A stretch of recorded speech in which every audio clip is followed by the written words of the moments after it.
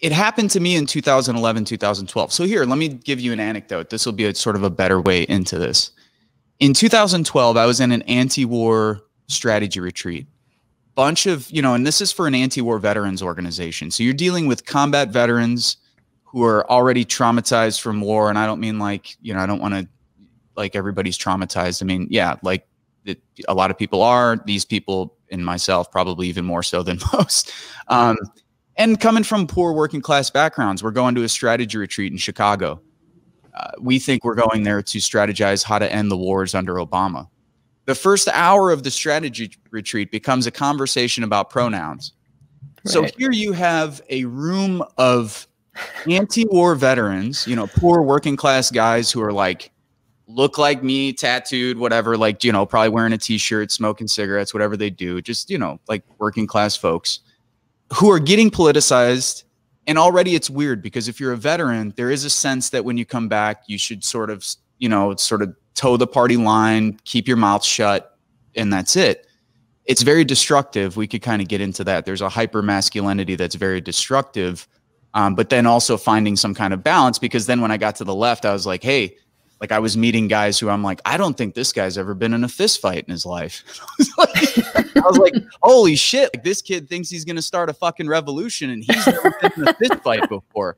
Okay. So that, I mean, I joke with my Trump supporting friends, because I'm like, if you guys are scared of Antifa, I'm like, please, like, let me take you to some left-wing meetings and I will get rid of any kind of fear you have that the left poses a danger to you physically in a real way. Like, it's like, oh, you're going to fight the Nazis. Is that right? You are?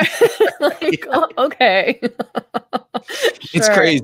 It's really crazy. But those were the kind of experiences that was like, and that's why we were going to start that series on the YouTube channel, like why people hate the left. Sergio and I were just going to share like personal stories from the last 15 years of like, here's an interaction I had 10 years ago. And this was a good example of that, where you have a room full of poor working class vets becoming politicized, confused about politics, getting attacked by a lot of people. Why are you traitors? Why are you speaking out about your service? And here's a handful of activists from the Bay Area talking to us. They brought them in from the Bay Area to Chicago, already culturally totally lost in this atmosphere.